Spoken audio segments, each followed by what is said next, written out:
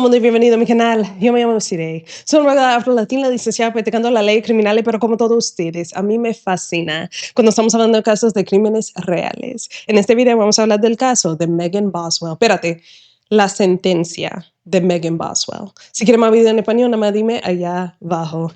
Hi everyone and welcome back to my channel. My name is Desiree. I'm a licensed and practicing Afro-Latina criminal attorney who, much like the rest of you, has a severe fascination with true crime cases. Listen, you guys, back when I first started YouTube, so I think 1 month into YouTube, I did a video on Megan Boswell. Do you guys remember that?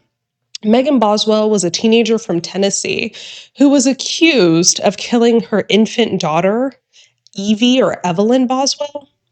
Well, the sentencing for that case relatively recently came on my radar, and I wanted to share my opinions on what occurred there with you guys.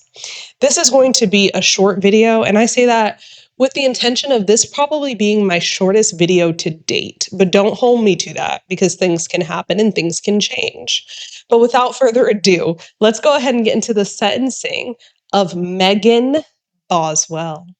So Megan was convicted of the first-degree intentional murder of her daughter, Evelyn Boswell. After her conviction, as is customary, and as I tell you guys quite often, the court set aside the sentencing. Sentencing just took place on September 5th of 2025. And I just found this to be one of the most interesting sentencing hearings that we've discussed so far. One of the main reasons, as I've told you guys before, that sentencing is set out is so that victims and their families can speak out should they choose to do so. It kind of pained my heart to see in this sentencing that nobody spoke out on behalf of baby Evie. Instead, there were a lot of different professionals, law enforcement officers, just providing more testimony about their investigation and her disappearance. And I don't know, that didn't really sit too well with my spirit. But you go ahead and take a look for yourself. General, the state have any proof? Yes, Your Honor, the state would call Sheriff Jeff Cassidy.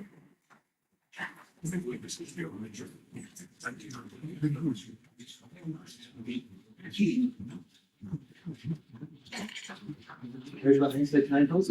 Sheriff Jeff Cassidy. Solemnly swear upon testimony by fear, be approved, whole written and this.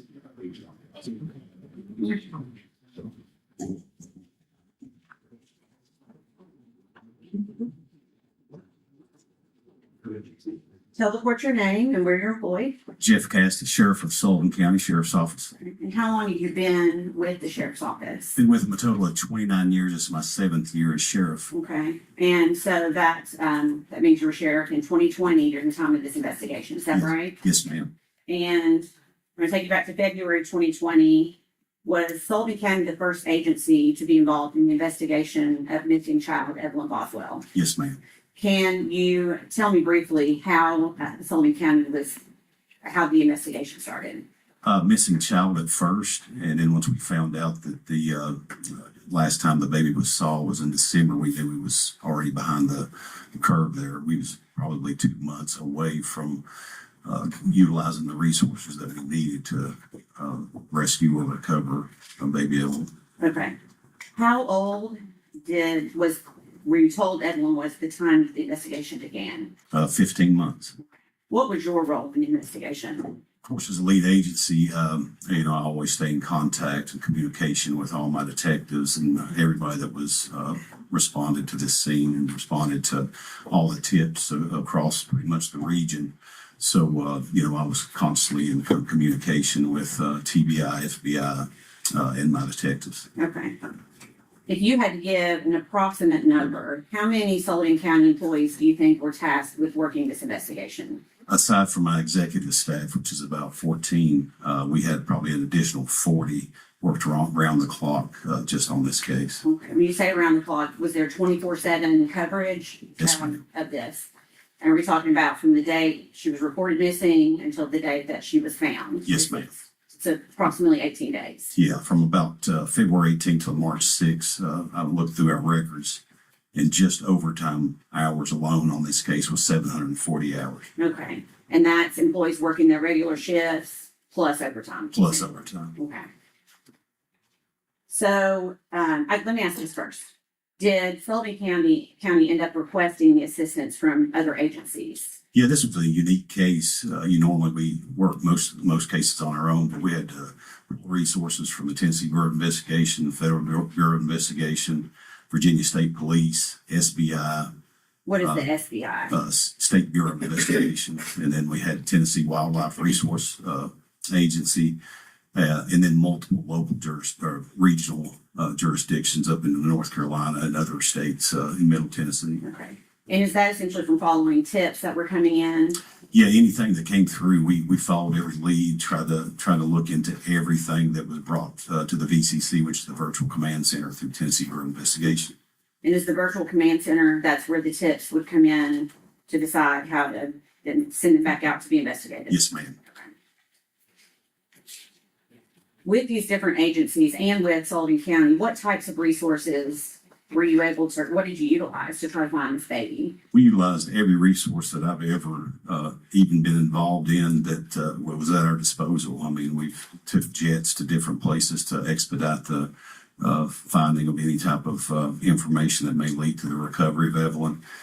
We utilized everything the TBI and FBI provided us with, just anything that was at our disposal. And we probably used more resources for this than anything I can ever remember.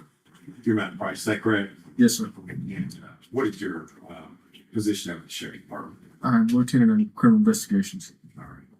And Lieutenant Price, you very familiar with the investigation involving the disappearance and death of Evelyn Boswell, is that correct? Yes, that's correct. What was your role in the investigation? This case was assigned to me as the lead investigator with the Sheriff's Office. So I was the lead investigator. And you worked, the sheriff has testified to, you worked hand in hand with numerous agencies in the investigation, including TBI, is that correct? Yes, that's correct. Okay. And Agent David Gratz at the time, also the two of you Worked it. worked extensively. That'd be correct. You familiar with the evidence that was collected in the case, the discovery of the body of victim Megan Boswell? Yes.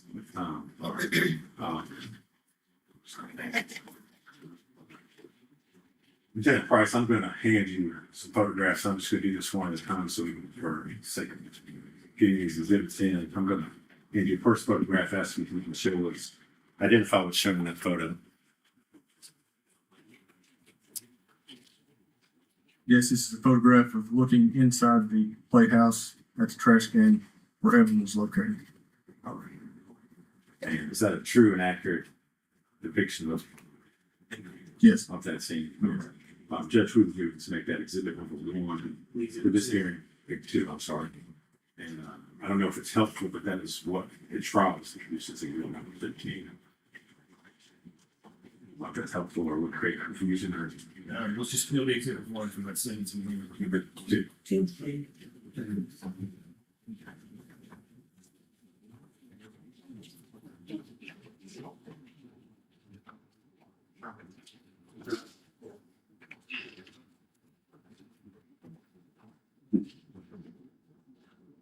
You recognize what's shown in the photographs to hand it to you. Yes, I do. What is that? Again, this is looking inside the playhouse at the trash can after the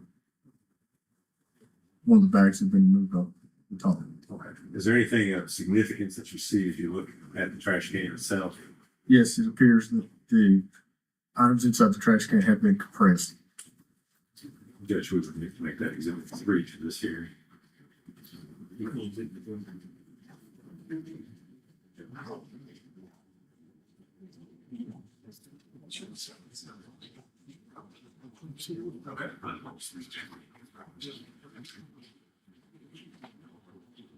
Lieutenant Price, would you take a look at the photographs being handed to you and ask, or again, ask if you can identify what's shown? Yes, this is a picture of the inside the trash can with the blanket removed, where you can see baby Evelyn's leg. Is that the first shot or first, I guess, discovery of the body? It is correct.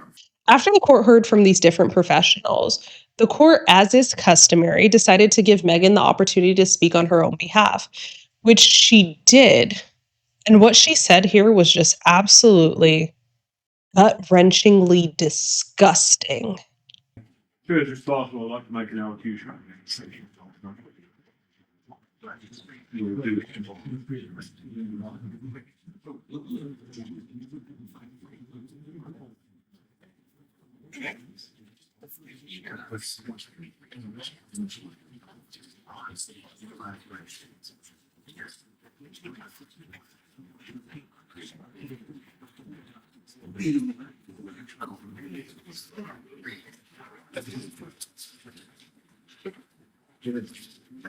I would just like to say that the state of Tennessee treated me very unfair during this whole investigation. And had I had a fair trial and an impartial jury, I would have been acquitted of the murder charges. I would have never hurt my baby, and I did not kill Evelyn. That's all. The fact that even after a conviction, and the fact that you are supposed to be the most prized possession in your child's life, person that the child is supposed to be able to trust with everything, ended up ending her life is infuriating. And then you get up here and you play victim and say that the state of Tennessee didn't treat you fairly. And had you been treated fairly, you wouldn't be convicted. It's repulsive. After listening to all the people that spoke, the court heard from each side of attorneys as to what their sentencing recommendations were. In addition to the first-degree murder charge, Megan was also convicted of some other charges. As we all know from all the coverages that I've ever done on this channel, ever, first-degree murder is mandatory life, period. Okay? So basically what they're arguing is whether or not the other charges that she was convicted of shall be run concurrently or consecutively to the murder charge, as is no surprise to anyone at all. The state requested consecutive sentencing. Judge, the state is, prior to this hearing, filed a notice of intent in regards to enhancing factors that we believe apply, as well as a notice of intent to seek consecutive sentencing, which is what we are asking the court to do. And we believe, based upon the seriousness of the offense, as well as the fact that Miss Boswell is a dangerous offender whose behavior indicates little, no regard for human life, that she had no hesitation about committing a crime in which the risk of human life was high. But this court should run those sentences consecutive to each other. And I want to touch briefly on the enhancement factors, and primarily on the one that I think just screams out in this case, which is the violation of trust. Truly, I think the facts that were involved in this case, and the court, of course, consider everything that was presented and that came in at trial, as well as the photographs that been introduced to the sentencing hearing, which again, those were all part of the trial evidence as well. But the trust that Miss Boswell betrayed upon her daughter was just so callous. She chose herself repeatedly, time and time again, over her child. All deaths are horrible, but for a small child to die in the way that Evelyn died just shows such extreme callousness. And those photographs show you. I mean, she was discarded like a piece of common garbage. Detective Lieutenant Price testified to, it looks like the body has been compressed, pushed down in the trash can so we can fit more trash, more garbage on top of a child. But probably the most hurtful and severe part of this whole and painful part of this is the fact that all that occurred at the hands of the one person that she should have been able to rely upon and trust protect her own mother. But Megan didn't do that. Megan repeatedly chose Megan. Megan chose her life. Megan chose living in a big house out by the lake. Megan chose going to the movies. She chose going to Blowing Rock, going to Gatlinburg, again and again and again, over her own daughter.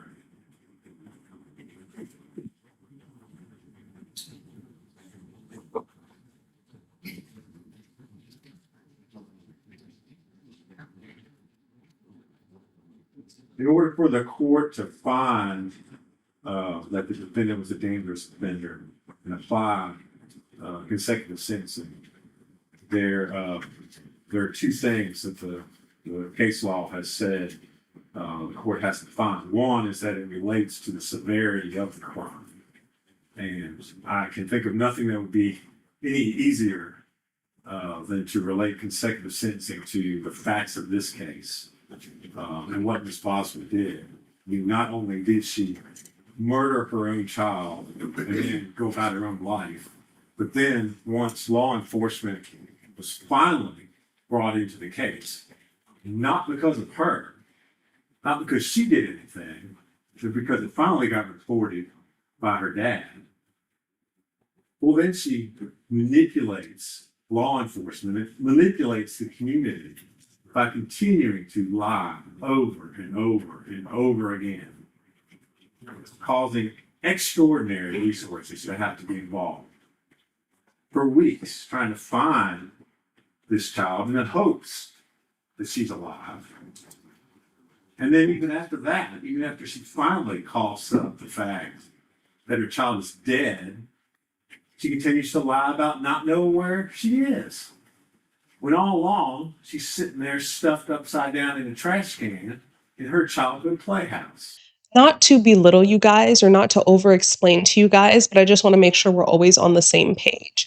Concurrent sentencing just means at the same time, right? So you can do concurrent sentencing for two different cases or cases in different counties or what have you. That just means at the same time. And consecutive means in addition to, right? So if she's already serving a life sentence on the murder charge and you're asking for an additional sentence as to the other charges, so it'd be like life plus X number of years. Does that make sense? So I can't find a case where I think that's more appropriate than this case. You are entrusted to be your baby's hero, And you not only let her down, you did so in the most inconceivable, unthinkable way possible. I think that's an appropriate request. Let's see what defense asks of the court, however. Judge Steve, I guess I'll try to address this in simple through Harper did money in the back of the fashion. Ms. Boswell had no prior criminal history when the case started, when the investigation started. At some point, she was convicted of a reckless driving, B misdemeanor in Washington County, I think in February of 2020. That's the only criminal history she comes to this court. She's been in jail since she was 18 years old. She would be in jail if this court were to sentence her to low end of everything, not run it consecutive. She'll be in jail until she's 69 years old. So the court then has to determine, is she, at that point, is she going to be a threat to society? Society needs to be protected for 69-year-old Megan Boswell.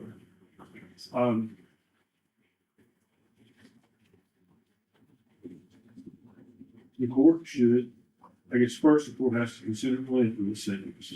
She's a range one offender as to each county. The court should impose I think the sentence is short of a sentence is as necessary, short of a discretion. To achieve the purposes of the sentence. Here, she's serving a life sentence. She will be eligible for parole at 69 years old. So how much more Essentially, the state asks you to sentence her to life without parole. That's what they want. And we have addressed that issue already in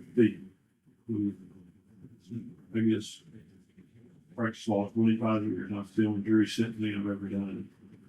But the jury had the opportunity after hearing all these facts to consider whether to sentence her to life without parole or life with parole.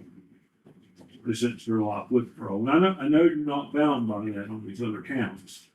But I think in fairness and in deference to that jury, we have to give some respect to what determination they made. And they were aware of all the other charges. Obviously, they heard the guilt phase on those who convicted her. So I think that is important to consider. She's eligible for probation on all the other charges. The court has to make a determination whether or not those sentences should be suspended or served. The court has to make a determination whether, if they are served, how they're served, consecutive or concurrent.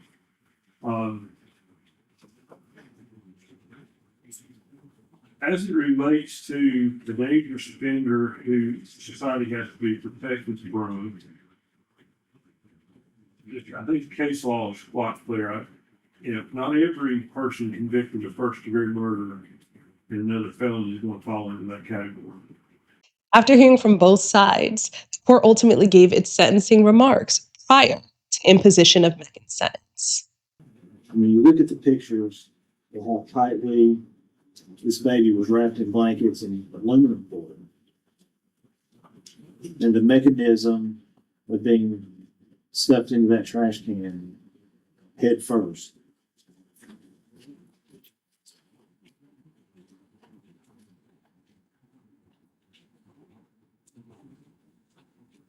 There's no doubt in my mind that this defendant had absolutely no hesitation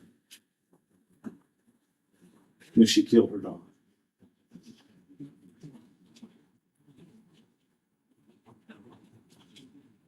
And in hearing the proof during trial of how she continued to live her life, and from hearing the proof circumstantially as to why she might have done this deed, because this new boyfriend is the life that she wanted to grasp onto. It's like the state said, the house on the lake. The lifestyle that she wanted for herself. The fact that Evelyn was just in the way.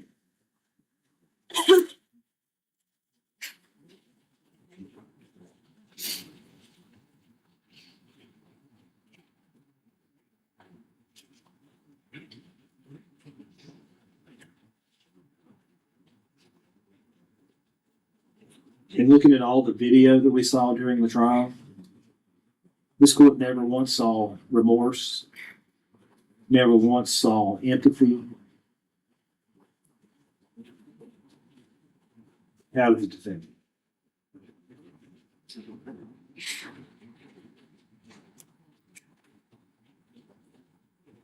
So she is a dangerous offender.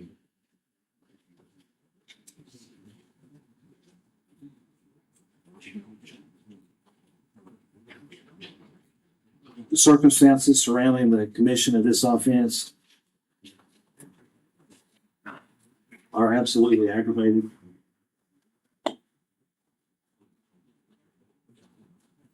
This baby couldn't care for herself.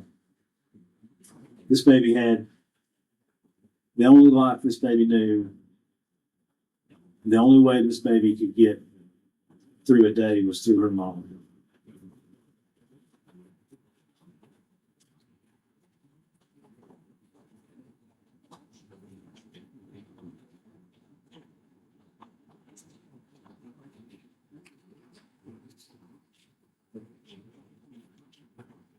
And I understand that the way we